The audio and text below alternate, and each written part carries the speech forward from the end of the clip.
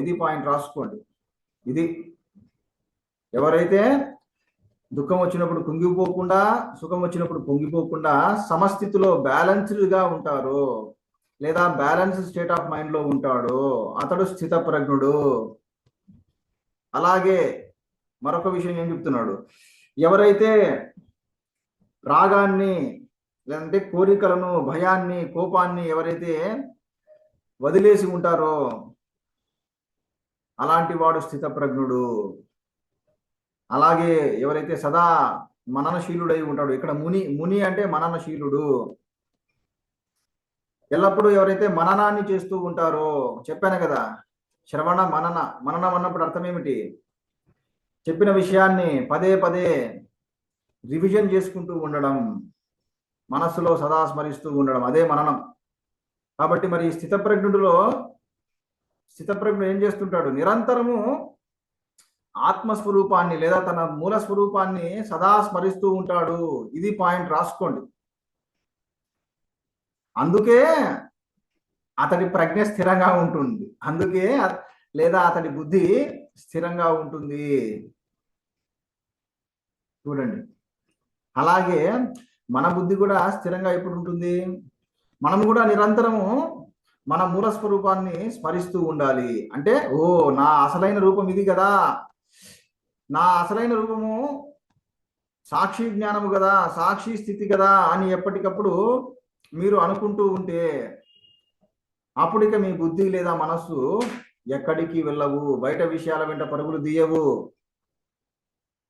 మరి ఎప్పుడైతే నేను ఈ విషయాన్ని మర్చిపోతానో, ఏ విషయాన్ని? నేను సాక్షిని కదా అనే విషయాన్ని ఎప్పుడైతే నేను మర్చిపోతానో అయిపోయింది. ఇంకా ఏమైపోయింది? ఇంకా నా మనస్సు, బుద్ధి, మనస్సు, బుద్ధి, ఇంద్రియాలు మొత్తం అన్ని కూడా ఇంకా అవి చెలించిపోతాయి అన్నమాట. అది అప్పుడు ఏమవుతుంది? అప్పుడు ఇంకా పరుగు స్టార్ట్ అవుతుంది. చూడండి అయ్యా, ఎంత అద్భుతమైన విషయం ఇది. ఇప్పుడు అర్థమవుతుందా మీకు? మనశ్శాంతి ఎందుకు లేకుండా పోతుంది? కారణం ఏమిటి? మీరు మీ మూల స్వరూపాన్ని మర్చిపోవడం వల్ల. అంటే నేను సాక్షిని కదా, నేను సాక్షిని అనే విషయాన్ని మర్చిపోవడం వల్ల ఏమవుతుందంటే మీ మనస్సు, బుద్ధి, ఇంద్రియాలు అవి సడలిపోతున్నాయి, చెలిస్తూ ఉన్నాయి. అందువల్ల ఇంకా మీ ఇంద్రియాలు, మనస్సు విషయభోగాల వెంట పరుగులు తీస్తున్నాయి. ఇక మీకు ఇష్టం లేకపోయినా బలవంతంగా ఆయా విషయాలను అనుభవిస్తున్నాయి. ఆ తర్వాత అయ్యయ్యో ఎందుకు నేను ఈ పని చేశాను, ఎందుకు నేను అటువైపు వెళ్ళాను, ఎందుకు నేను ఇలా మాట్లాడాను, ఎందుకు నేను అలా చేశాను, ఇలా రకరకాలుగా అనుకోవడం వల్ల మీకు మనశ్శాంతి లేకుండా పోతుంది. మరి ఇప్పుడు మీకు మనశ్శాంతి అనేది ఎప్పుడు వస్తుంది చెప్పండి? ఒక్క పాయింట్తో చెప్పండి, ఎప్పుడు వస్తుంది మనశ్శాంతి? నామరూపరహితమై కాదు, చెప్పాను కదా ఇందాక. అమ్మ కళ్యాణి గారు మీరు గ్రూప్ లో పెట్టేసుకుని నా కరెక్ట్, ఎవరు? ప్రసాద్ గారు చెప్తున్నారు. నా మూల స్వరూపాన్ని నేను సదా స్మరిస్తూ ఉండాలి. అంటే నేను సాక్షిని, నేను సాక్షిని అనే ఈ భావం ఉందే, ఇది మీరు మర్చిపోవద్దు. అంటే మీ మనస్సులో ఇది ఎప్పుడూ తిరుగుతూనే ఉండాలి. మీ మనస్సు అనే బ్యాక్గ్రౌండ్ లో ఈ భావము, ఈ సాక్షి భావం అనేది ఎప్పుడు రన్ అవుతూ ఉండాలి. గుర్తుపెట్టుకోండి. ఇది మీకు అర్థం అవ్వాలంటే ఒక ఉదాహరణ చెప్పాలి. డ్రైవర్ ఉన్నారండి, కార్ డ్రైవర్ ఉన్నాడు. ఆయన కారు తోలుతూ ఉన్నాడు, హైవే మీద ఎంతో స్పీడ్గా పోతూ ఉన్నాడు. పక్కన తన యజమాని ఉన్నాడు. మాట్లాడతాడా?